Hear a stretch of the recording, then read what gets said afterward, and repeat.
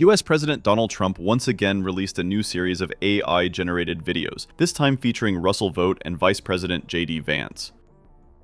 This latest post comes after critics condemned the 47th POTUS's earlier AI-generated videos, calling them bizarre, offensive, and even dangerous. Among the clips Trump shared was a surreal music video in which his budget director Russell Vought, architect of the controversial Project 2025, is depicted as the Grim Reaper, set to an AI-generated cover of Blue Öyster Cult's Don't Fear the Reaper.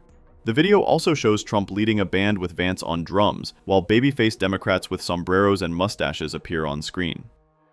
The spree followed a dinner at Vice President J.D. Vance's residence on Thursday night and coincided with tense negotiations over the government shutdown. Democrats have denounced the clips as racist, pointing to Trump's repeated use of AI deepfakes showing Jeffries in a sombrero. Trump has used the caricature to accuse Democrats of prioritizing undocumented immigrants over American citizens during shutdown talks. Senate Democratic leader Chuck Schumer said, "If you think your shutdown is a joke, it just proves what we all know. You can't negotiate. You can only throw tantrums." Vance, however, dismissed the outrage. "I think it's funny," he told reporters, adding that the memes would stop if Democrats agreed to reopen the government. And on those policy differences for the discussion and the negotiations to come later, during the Biden administration, Democrats twice voted to expand these Affordable Care Act tax credits, but those were supposed to be temporary and they were slated to expire at the end of the year. As you sort of crack the door open to negotiation at a later date, would the party that ran on defunding Obamacare really negotiate about potentially expanding Obamacare?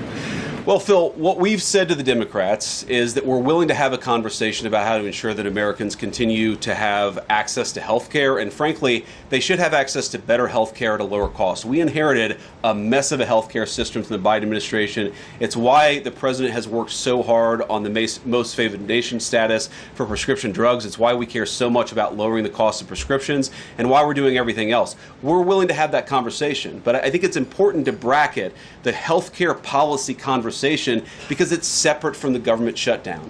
We think that we can open the government and then have the conversation about what best healthcare policy to fit the needs of the American people. That's all we're trying to do. That's all we're trying to accomplish. We've got to reopen the government first. Now, Caroline, I don't know how you do this, how you actually choose people, because I don't know 90% of the names in here. Is it just who's the best dressed? Okay, I really like your shirt. Go ahead. Thank you, Mr. Vice President. You are President of the Senate. Can you talk about what you're doing, what the administration is doing to try to get other Senate Democrats to vote to open the government? Yeah, we're talking to a number of our colleagues, Democratic and Republican, in the Senate. I talked to a number of them last night. The president, of course, is talking to them as well. I think there really are two categories of demands that I've seen privately from congressional Democrats. I think on the one hand, those who are negotiating in good faith are saying, look, we just want to make sure that we're able to have a conversation with the administration about some of the critical needs that we see that need to get fixed over the next few months. We recognize it's kind of absurd, and a lot of them will admit in private that it's kind of absurd to shut down the people's government over these disagreements, but just agree to negotiate with us in good faith on these issues, and of course we're having that conversation with them. Then there's another category, people who say, give us everything we want or we're going to keep the government shut down. We just write those people off because they're not negotiating in good faith. And frankly, we don't need them. We've already got 3 more Democrats last night than I thought we would get. And I think it's because they recognize the illogic of the position of taking the entire American economy hostage because they don't get their policy priorities. So 3 moderate Democrats joined 52 Republicans last night. We need 5 more in order to reopen the government. And that's really where we're going to focus, is how to get those 5 additional Democrats. Thanks, Mr. Vice President. First 2 questions. Are there plans to meet Democratic leaders again in the coming days, or are you planning on plucking off senators one by one? So that's the whole question? No, I got a second question. Okay, go ahead and ask the second question. So the president's been posting some images of Leader Jeffries and Senator Schumer. I saw. Recently. You've said that you're interested in good faith negotiations with these leaders, but what message does that send? Is it helpful to post pictures of Leader Jeffries in a sombrero if you're trying to have good faith talks with him? Oh, I think it's funny. The president's joking, and we're having a good time. You can negotiate in good faith while also poking a little bit of fun at some of the absurdities of the Democrats' positions, and even, poking some fun at the absurdity of the Democrats themselves. I mean, I'll tell Hakeem Jeffries right now, I make this solemn promise to you that if you help us reopen the government, the sombrero memes will stop. And I've talked to the President of the United States about that. Now, to your first question, are we negotiating one-on-one? Are we negotiating in groups? Look, I will go to the U.S. Capitol right now and meet with Chuck Schumer or any Senate Democrat if it helps us reopen the government. Most of the conversations, in my experience at least, have been one-off. We're also, of course, relying on some of our Senate Republican colleagues who have good relationships across the aisle. We're going to do whatever we have to do is the answer. And I think it's tough to predict what shape this negotiation is going to take over the next few months. But I feel good about the fact that Democrats already realize privately the fundamental irrationality of their position. I hope that they're going to publicly acknowledge it and reopen the government. The guy in the back, yeah. Thank you, Mr. Vice President. You responded to a post on X of Chuck Schumer on the House floor back in 1996, railing against illegal immigrants receiving taxpayer-funded benefits. You said Chuck Schumer once recognized that it was disastrous to give illegal aliens rewards for breaking the law. Now he wants to shut down the government unless we reward illegal aliens for breaking the law. Why has Chuck Schumer changed his stance? You know, that's a good question. Actually, it's a very tough question. Asking me to get in the head of Chuck Schumer is not a place I particularly want to be, but my basic read on it is that the entire Democratic Party, the political leadership, not every Democrat nationwide, but the political leadership of their party has got it into their heads that the only way to be compassionate is to be compassionate to illegal aliens rather than American citizens. If you go back to what Bill Clinton was saying, even Barack Obama in some cases, what he was saying about illegal immigration 10, 15, 20 years ago, you would put them on the MAGA right based purely on their rhetoric around illegal immigration. So I don't know why they've gone so far to the left. I think it's bad for the country. I think it's bad for them politically. But our principle, all I can do is speak for the president that I serve and the country, the administration that I serve right now.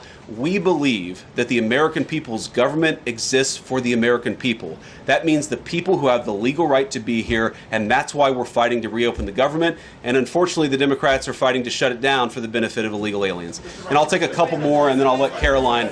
I'll go back to my day job so Caroline can go back to hers. All right. Yes. Thank you, Mr. Vice President. Just going back to the sombrero, you said that the president is joking, but Hakeem Jeffries says that these memes were racist. What's your response to that? And just if I may briefly go off topic, Secretary Hegseth yesterday made an edict about no more beardos in the military. Just wondered what. Sorry, what did he say? No more beardos. Beards. Oh, sorry, it's my accent. Just wondered your response to that. I didn't see that particular comment. I thought Pete gave a hell of a speech, and a speech that really is just oriented around returning the American military to the very high standards that it has had for virtually its entire history until Joe Biden came along and decided to lower standards. I think it was bad for our military, and it was bad for our troops. When I was a young United States Marine, I did not have a beard. I am now the vice president, so I get to do what I want to do. But I think Pete's trying to re-implement high standards, and that's a very good thing. On the sombrero thing, I mean, Hakeem Jeffries said it was racist, and I know that he said that, and I honestly don't even know what that means. Like, is he a Mexican American that is offended by having a sombrero meme? I mean, I saw one of the major TV stations put the meme up and then say, this is AI generated. And he had like the curly animated mustache too. It's like, do you really not realize the American people recognize that he did not actually come to the White House wearing a sombrero and a black curly animation mustache? Like, give the country a little bit of credit. We're all trying to do a very important job for the American people. The President of the United States likes to have a little bit of fun when he's doing it, and I think that's okay. I'll take one more question. Mr. Vice President, in every previous shutdown, workers have been furloughed, not laid off. So why does the President want to fire some workers and not just furlough them? Why is this shutdown any different? Well, first of all, we haven't made any final decisions about what we're going to do with certain workers. What we're saying is that we might have to take extraordinary steps, especially the longer this goes on. We're going to have to take extraordinary measures to ensure the people's government operates, again, not perfectly, because it's not going to operate perfectly in the midst of a shutdown, but operate as well as it possibly can. And I think that the Democrats, if they're so worried about the effect this is having on the American people, and they should be, what they should do is reopen the government, not complain about how we respond to the fact that Chuck Schumer and the Democrats have shut down the government in the first place. Thank you all.